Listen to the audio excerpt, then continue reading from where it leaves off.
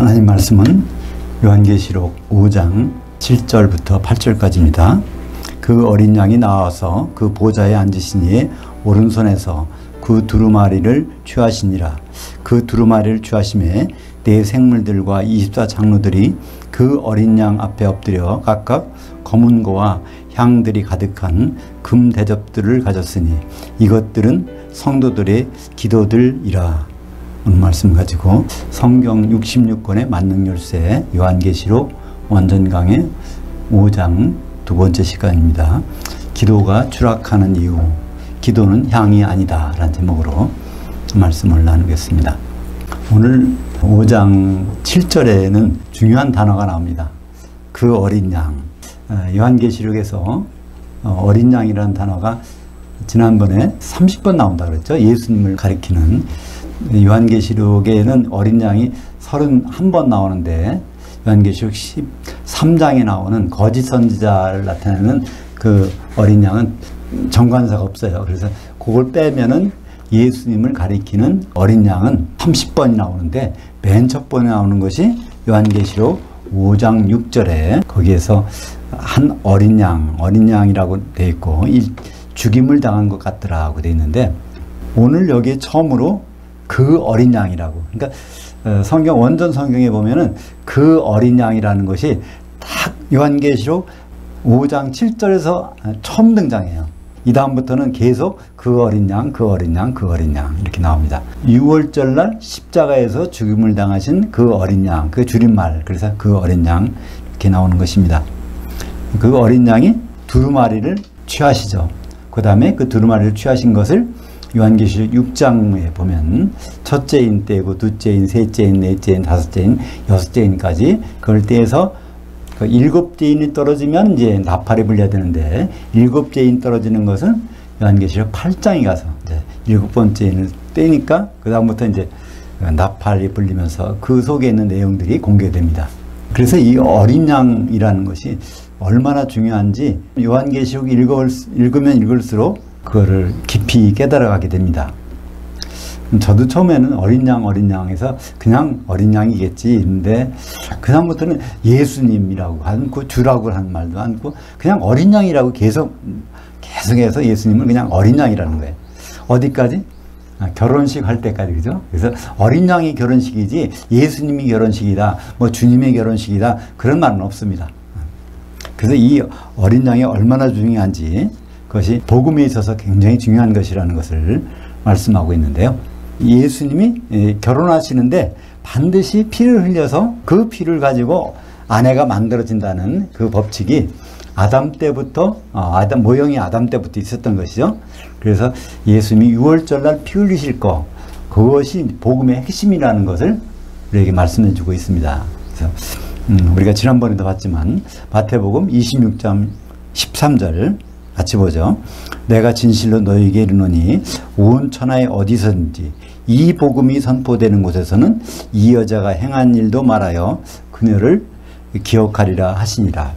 근데 이 여자, 그 여자, 막달라 마리아가 아니라 베다니 마리아를 복음 속에서 기억하지 않으니까 그냥 우리는 기복신앙으로 빠지는 거잖아요.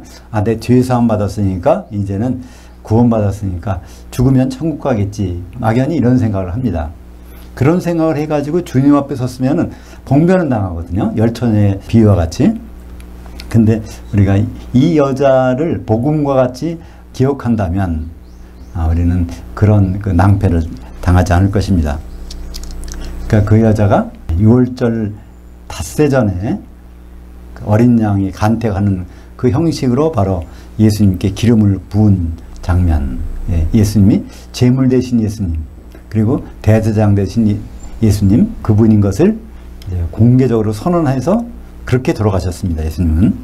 그래서 예수님은 그 십자가에 죽으시는 사건을 굉장히 예수님은 아주 중요하게 생각했어요. 돌아가시기 전에 이제 최후의 만찬 하지 않습니까? 그때 한 말씀이 누가복음 22장 16절 그리고 18절을 같이 보겠습니다. 내가 너에게 이르노니 이 유월절이 하나님의 나라에서 이루기까지 다시는 먹지 아니하리라 하시고, 18절 내가 너에게 이르노니 이제부터 하나님 나라에가 임할 때까지 포도나무에서 난 것을 다시 마시지 아니하리라 하시고, 여기 하나님 나라라고 하는 것을 하나님이 통치라고 하면 금방 이해가 됩니다. 하나님 나라는 이미 임했어요. 그죠?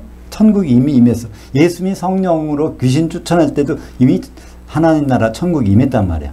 그러니까 그 다음부터 하나님 나라라고 하는 것은 하나님의 통치라는 뜻입니다. 하나님이 통치한 그 하나하나들이 이루어져 하는데, 예수님이 그 말씀하셨어요. 최후의 만찬 때 포도주를 가지고 마시면서 유월절이 하나님이 통치 가운데서 완성되기 전까지는 다시는 이 포도나무에서 난 것을 내 입에 대지 않겠다 선언하셨습니다. 다시 말하면 이게 무슨 신호죠?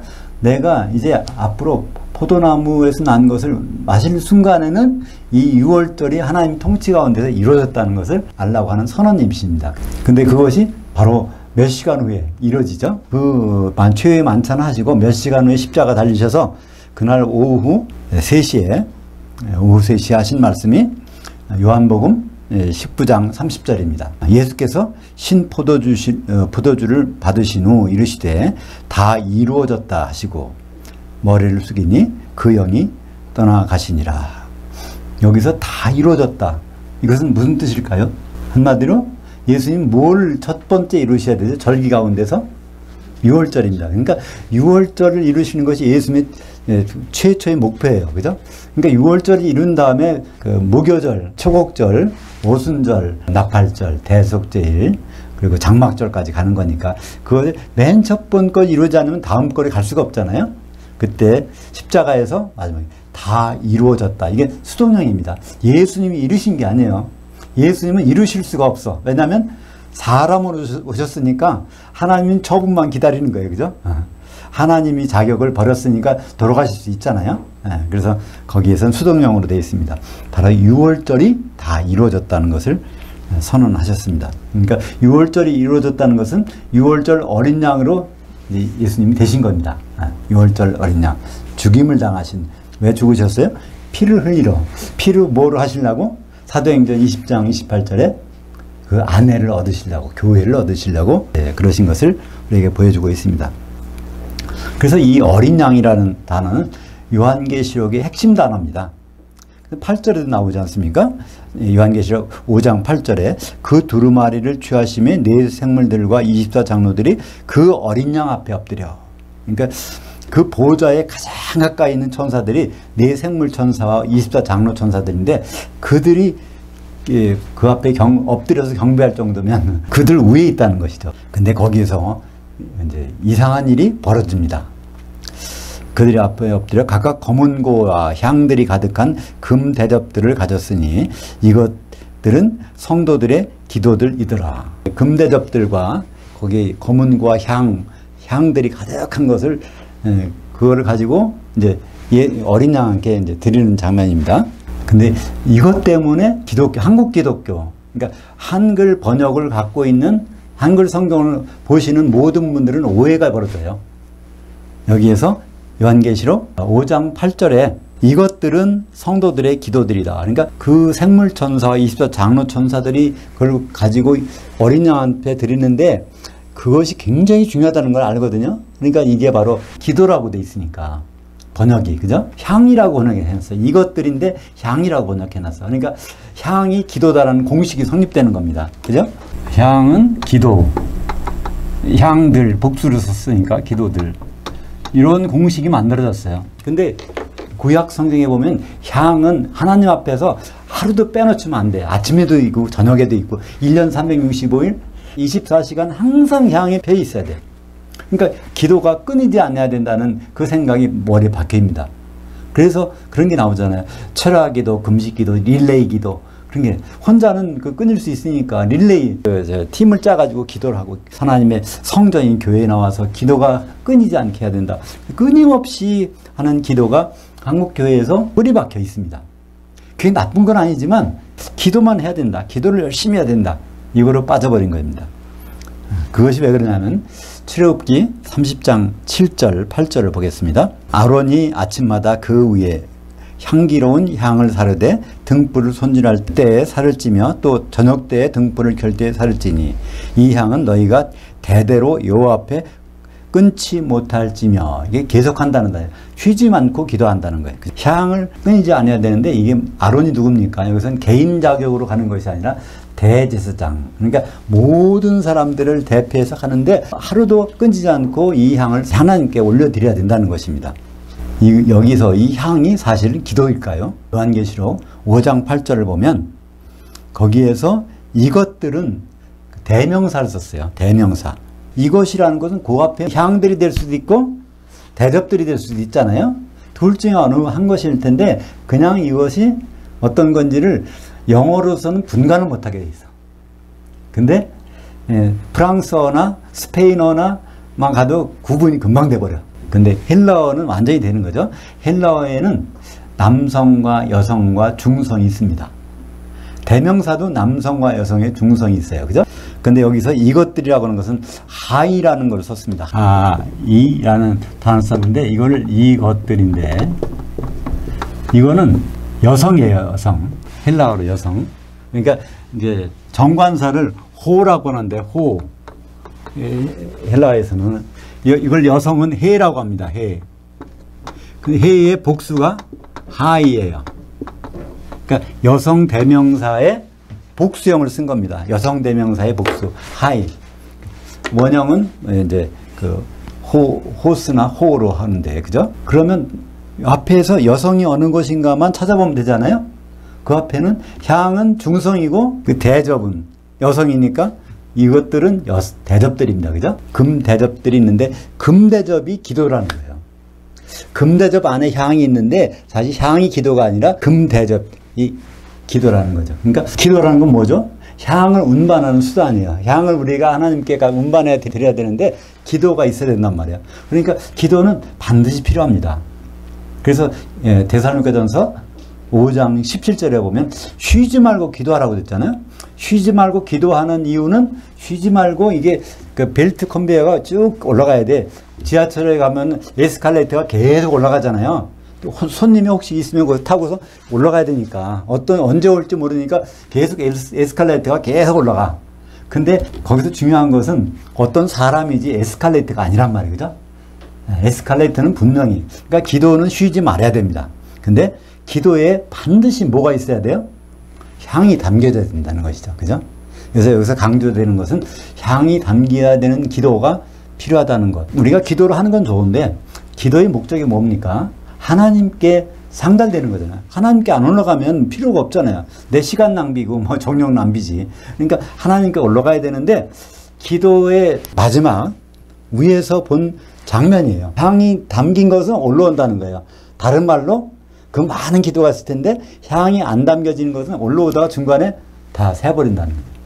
그래서 오늘 제목을 기도가 추락하는 이유. 많은 성도들이 많은 기도를 하겠지만 그 기도 중에서 응답이 안 되는 것은 거기에 뭐가 있다? 향이 안 담겨진 것은 당연히 올라가지 않는다는 것을 기도의 종점에서 바라보고 있는 겁니다. 그죠? 그러니까 우리가 기도하는 건 너무나 좋아요. 그렇게 반드시 해야 되고. 그런데 어떤 기도를 해야 되는가? 그것은 바로 향이 담긴 기도를 해야 24장로 천사들 앞에서 하나님 보좌, 어린 양까지, 하나님 보좌까지 갈 수가 있겠구나. 그것을 생각해 볼 수 있습니다. 과연 하나님이 찾으시는 향이 어떤 향일까?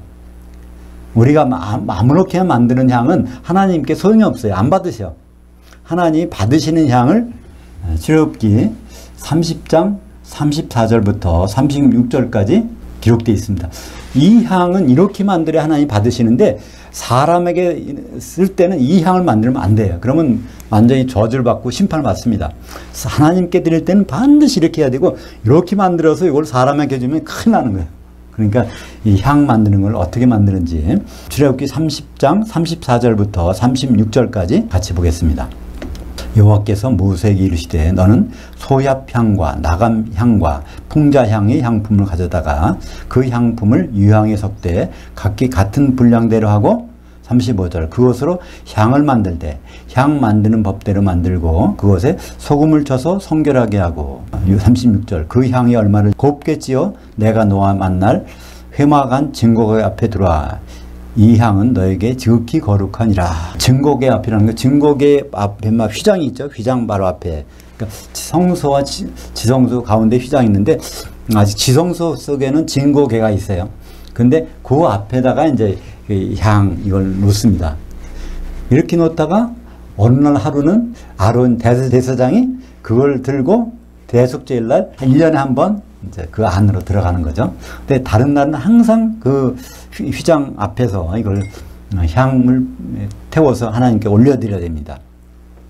근데 여기 보면 몇 가지가 나오죠. 4가지 소대가 나오고 그걸 소금을 넣어서 한다. 그러니까 결국은 5가지가 있는 거죠. 5가지. 첫 번째는 소합향입니다. 소합향은 쉽게 말하면 송진 같은 거예요. 나무에 상처가 나면 진액이 나와서 상처를 싸맵니다. 상처가 상하지 않도록 진액 싸매게 되는 거죠. 근데 이 나무에 진액이 굳으면은 그것이 쉽게 말하면 우리가 아는 호박이라는 보석이 되는데 진액이 굳은 것을 가루로 만들어서 나온 것은 소합향이라고 합니다. 두 번째 나감향은 이것은 조개 껍질을 곱게 빻아가지고 만든 지중해에 있는 붉은색 조개 껍질이라고 그래요. 그걸 빻아가지고 만든 거. 그리고 세 번째 풍자향은 식물의 뿌리인데 이 뿌리를 가루로 만들어서 뿌리면은 벌레들이 다 죽어버린다는 거예요. 우리나라도 그 유명한 것이 있죠. 제가 어렸을 때 해봤는데 할미꽃의 뿌리를 갖다가 그거를 이제 뽑아서 말려가지고 그걸 으깨가지고 재래식 화장실에 거기다가 넣었더니 그게 없어져 버렸어요. 그래서 그 벌레들이. 근데 이제 그 이스라엘에도 그런 식물이 있는가 봅니다. 그 다음에 유향이라는 건데, 유향이라는 것은 되게 시체에다가 장례식 때 쓰는 건데, 냄새를 없애기도 하지만 부활을 기다리면서 넣는다고 그래요. 이 4가지가 다 사실은 하나도 빠지면 안 됩니다. 그리고 똑같은 분량으로 해서 집어내야 돼요. 근데 소합향은 무슨 의미가 될까요? 우리의 상처, 우리의 죄를 덮으시는 예수님을 뜻하고 있습니다. 그죠? 이 나무가, 식물이 상처가 나면 진액을 뿜어서 그걸 덮어서 그 상처를 치료하는 그런 역할이 있죠. 그것처럼 나감향은 어떤 것입니까? 이게 다 막 하도 맞아가지고 다 으깨지는 거, 부서지는 거. 우리 대신 고난을 당하신 예수님. 풍자향은 우리를 정결케 하시는 예수님. 그리고 이 향은 부활하시는 예수님. 그러니까 이 향들이 모두가 다 예수님을 나타내는 겁니다. 그러니까 이 향이 올라가면은 바로 어떤 향기가 나요? 예수님 냄새가 나는 거예요. 그죠? 하나님은 이것을 받고 싶어 하시는 것입니다. 거기다가 소금을 넣으라고 그랬어요. 소금은 성경에서 어떤 역할을 하냐면 예수님이 직접 말씀하신 게 있죠. 마가복음 9장 50절. 소금은 화목케 하는 역할을 합니다. 소금은 좋은 것이로되 만일 소금이 그 맛을 잃으면 무엇으로 이를 짜게 하리요. 너희 속에 소금을 두고 서로 화목하라 하시니라. 예수님은 하나님과 우리를 화목하게 하시러 오신 분이잖아요. 그러니까 사실 소금도 예수님의 인격을 나타내는 것이죠. 마태복음 5장 13절에 보면 여기서 이제 처음으로 팔복 내지 구복이 나오고 그거를 이제 가지고 이제 처음으로 명령하시는 거예요. 첫 번째 나오는 것이 마태복음 5장 13절입니다. 너희는 땅의 소금이니. 우리말 번역에는 세상이라고 해놨어요. 근데 세상이 아닙니다. 세상은 믿지 않는 사람들이 있는 것이고 바로 땅은 믿는 사람들이 교회를 이루고 있는 것인데 세상에 나가서는 어떻게 해야 돼요? 세상에다가는 어두운 세상이니까 빛을 비춰야 되는데 땅에서는 서로 화목하는 일을 해야 되는 거죠. 너희는 소금이니 만일 그 맛을 잃으면 무엇으로 짜게 하리요. 후에는 아무 쓸데없어 다만 벌어져 사람에게 밟힐뿐이니라. 그래서 우리의 역할, 우리는 빛과 소금이라고 그러는데 빛과 소금은 맞아요. 근데 세상의 빛과 소금은 정확한 말은 아니에요. 땅에는 소금이고 세상에는 빛의 역할을 하는 게 전혀 다른 것이죠. 그러니까 향은 예수님처럼 만들면 돼요. 예수님이 어떤 분인가? 결국은 소합향, 나감향, 풍자향, 유향, 그리고 소금 이 5가지를 섞어서 만든 그것만을 하나님은 받으십니다. 이것이 얼마나 중요하냐면요. 레위기에 보면 이 대속죄일 날 바로 대제사장이 1년에 한 번 백성들을 대신해서 그 안에 들어가요. 휘장을 열고 지성소에 들어가는데 이 향 연기를 쫙 펴서 그걸 해서 들어가는 거예요. 그 향 연기가 쫙 할 때 그 인간의 흠이 죄성이 안 보이는 거예요. 근데 그 잘못 향을 피웠다가는 인간이 그 드러나면은 그 자리에서 즉사하는 거죠. 그래서 이 향은 바로 예수님으로 가려지지 않으면, 예수님으로 우리가 가려지지 않는다면 하나님 앞에는 쓸 수 없다는 것을 나타내고 있습니다. 그렇다면 하나님이 기뻐하시는 향, 이것이 예수님인데 그것이 에베소서 5장 2절에 설명되어 있습니다. 같이 볼까요? 그리스도께서 너희를 사랑하신 것처럼 너희도 사랑 가운데서 행하라. 그는 우리를 위하여 자신을 버리사 향기로운 제물과 희생제물로 하나님께 드리셨느니라. 그러니까 우리가 하나님을 아버지라고 부를 수 있고 하나님과 사귀고 싶고 하나님과 이렇게 교통하고 싶은 그것은 다 누구 때문인가요? 예수님께서 이미 이 향을 바치셨어. 그래서 우리 관계를 개선해 놓으셨기 때문에 하나님은 여전히 그러면 우리 가운데서도 우리가 예배로 모이지 않습니까? 예배로 모이는데 과연 우리 가운데서 뭘 바라실까요? 우리가 물질 드리는 거, 시간을 드리는 거, 우리가 어떤 찬송을 드리는 거, 그런 것도 좋지만 무엇보다도 빠지지 않아야 되는 것은 그 가운데서 예수님의 몸의 냄새가 나야 되는 거예요.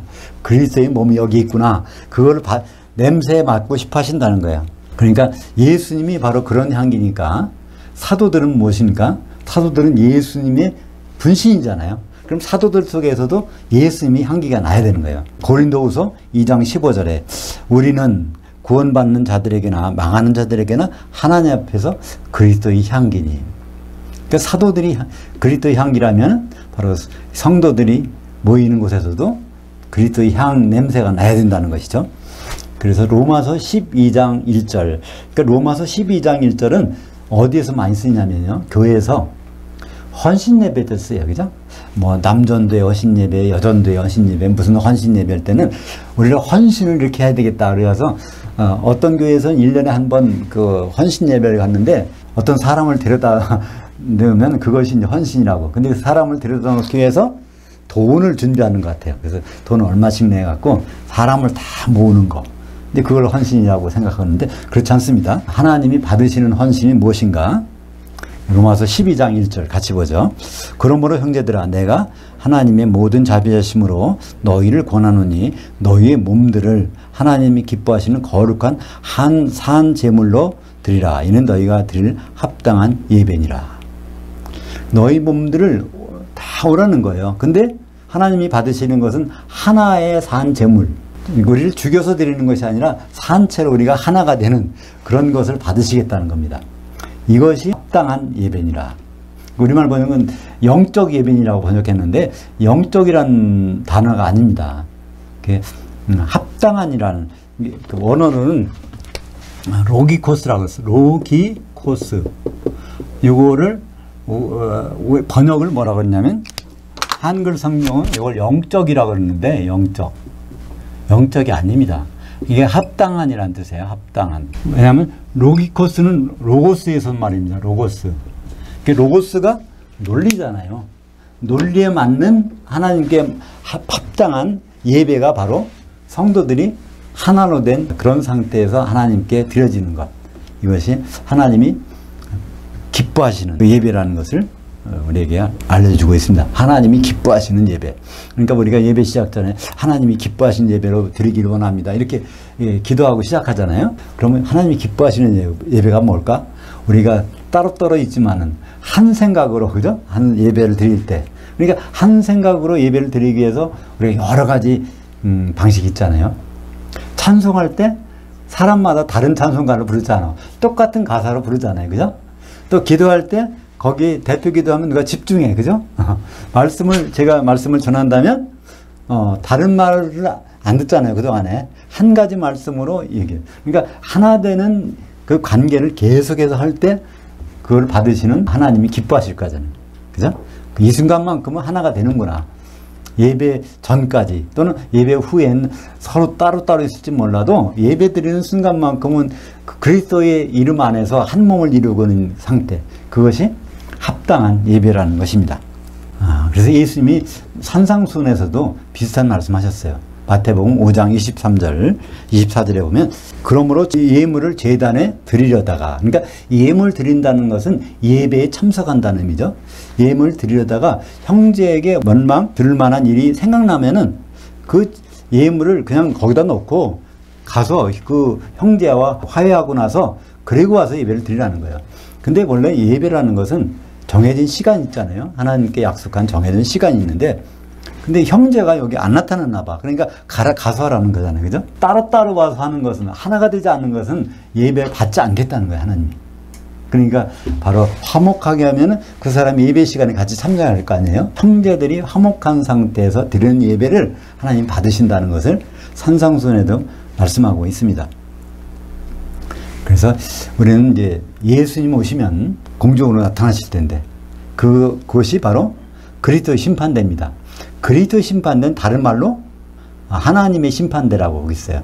로마서 14장 10절에는 그 하나님의 심판대, 고린도후서 5장 10절에는 그리스도의 심판대. 근데 어느 단어가 어느 게 맞을까요? 그리스도의 심판대가 맞을까? 그 하나님의 심판대가 맞을까? 둘 다 맞습니다. 왜냐하면 로마서에서는 그 하나님이 정관사 붙었어요. 성부, 성자, 성령 중에서 성자 하나님, 그분의 심판대라는 거예요. 왜냐하면 인자에게 심판할 권세를 다 주셨기 때문에. 그래서 로마서에서는 그 하나님의 심판대라고 하는데 심판 기준이 나와요. 바로 형제 사랑이 돼 있느냐, 형제를 비판했느냐, 약점을 찾아내서 비판했느냐, 그걸 가지고 본다는 것입니다. 한번 같이 보죠. 로마서 14장 10절. 어찌하여 네 형제를 비판하느냐, 어찌하여 네 형제를 업신여기느냐, 우리가 다 그 하나님의 심판대 앞에 서리라. 이게 똑같은 내용이 업신여기는 게 어디 나오지? 형제를 업신여기는 거. 그 사람 어디 갈까요? 지옥 가죠. 그죠?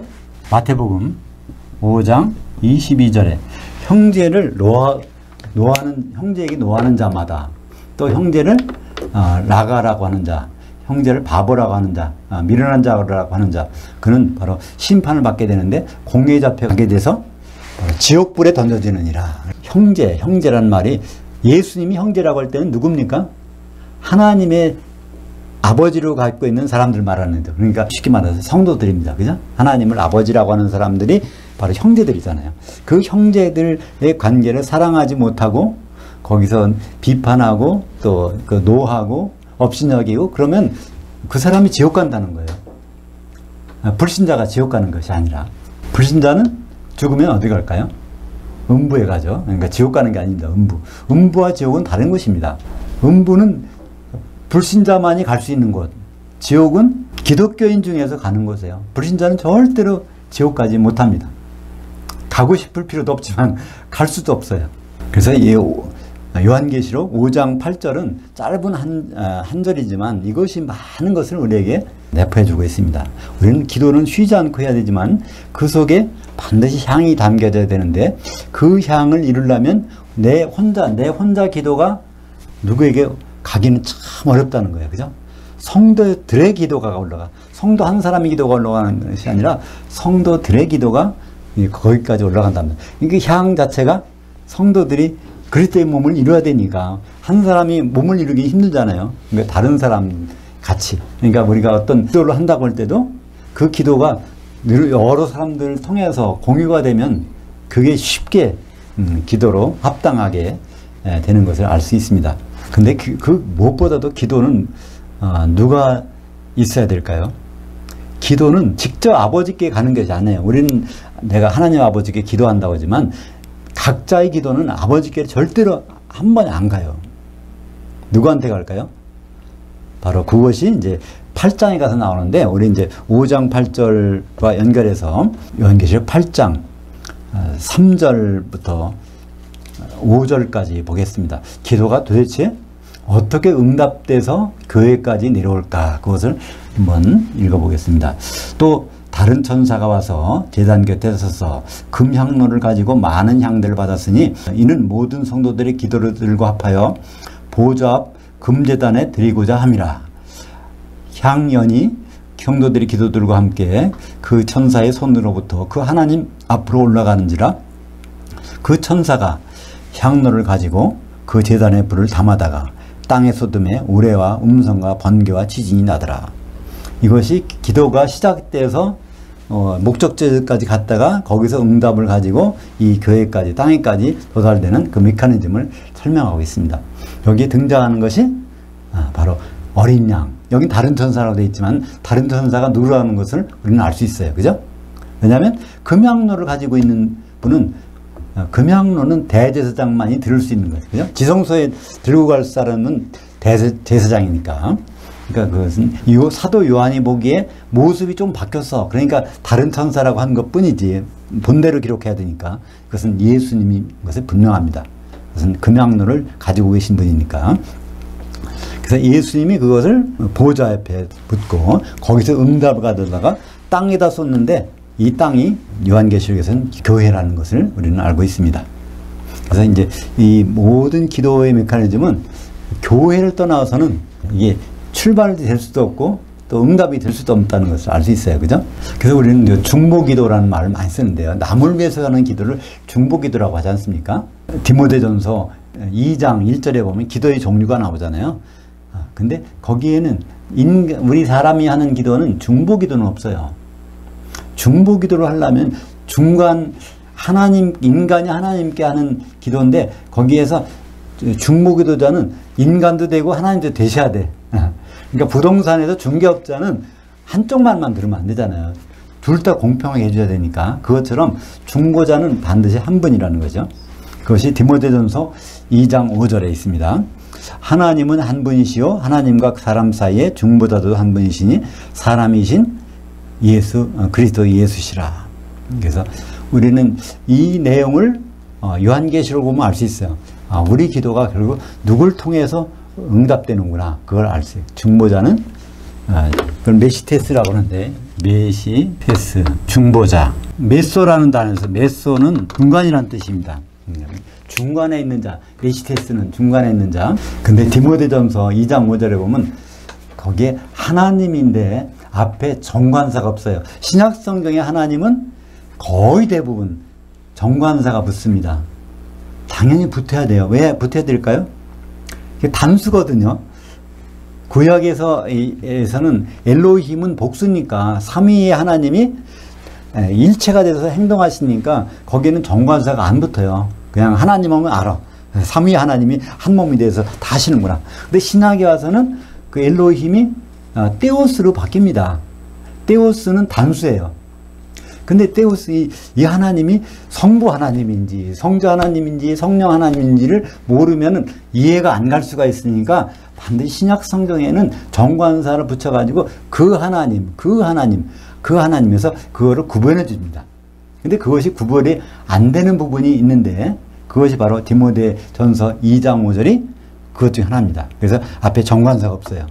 그러니까 여기서는 그 하나님으로서와 인간으로서 그 사이를 나타내는 그 표현하기 위해서 예수님을 이렇게 중보자로 표현하기 위해서 정관사가 있지 않고 하나님 전체를 나타내는, 그래서 정관사가 붙지 않았습니다. 또한 예가 있는데 그것이 어디 나오냐면 데살로니가전서 4장 16절에 그게 있어요. 주께서 호령과 천사장의 음성과 하나님의 나팔로 친히 하늘로부터 강림하시리니, 그때도 거기에 그 하나님이라고 안 했어요. 거기 이제 그냥 하나님, 누군지를 필요한 것이 아니에요. 바로 그 하나님 그 전체를 나타내니까 그때 오실 때는요 예수님만 오시는 게 아니에요. 사실은 아버지도 같이 오시거든요. 재림하실 때는 아버지도 같이 오세요. 지금 여기 계시지만 아버지 같이 오셔. 그게 요한계시록 1장에 나와 있잖아요. 지금도 계시고 이전에도 계시고 장차 오실 이와 요한계시록 1장에 나오는데 그것은 이 아버지 하나님을 가리킵니다. 그 문제는. 그리고 그 앞에는 7 영들과 이렇게 나오는데 그때 요한계시록 1장 1절에 보면 아버지도 같이 오세요. 하늘에는 더 이상 있을 필요가 없어. 그래서 예수님이 오실 때 아버지도 같이 이제 오신다는 그 뜻으로, 그래서 거기에는 정관사가 없습니다. 그래서 지금 우리는 이 땅에 있고 이 지상에 우리가 있습니다. 셋째 하늘에는 거기 예수님이 계세요. 그분이 하는 역할이 우리는 이제 뚜렷이 알게 됐습니다. 요한일서 2장 1절 한번 보죠. 과연 지금 무슨 일을 하고 계시는지. 나의 자녀들아, 내가 이것을 너희에게 쓰면 너희로 죄를 범하지 않게 하려 함이라. 만일 누가 너를 죄를 범하여도 아버지 앞에서 우리에게 보혜사가 있으니 곧 의로우신 예수 그리스도시라. 우리말 번역에는 여기다가 뭐라고 해놨죠? 대언자라고 써놨어요. 대언자. 그러니까 선지자라고 이렇게 번역을 해버렸어요. 대언자. 근데 대언자가 아니라 보혜사 같은 보혜사입니다. 파라클레토스. 파라클레토스는 원래 변호자라는 뜻이죠. 변호자. 우리의 기도를 직접 가는 게 아니라 변호사를 통해서 한다면 얼마나 확실하겠어요. 우리가 어떤 그 재판할 때, 소송할 때 변호사를 안 통해서도 할 수 있겠지만, 그러나 변호사를 통할 때 완전히 우리가 법적인 보호를 받을 거 아닙니까? 예수님은 이 땅에도 보혜사로 계셨고 지금도 셋째 하늘에서 보혜사로 계세요. 그러니까 이 땅이, 그러니까 지금 우리에게 있는 보혜사는 성령님이시잖아요, 그죠? 그래서 예수님 말씀하셨어요.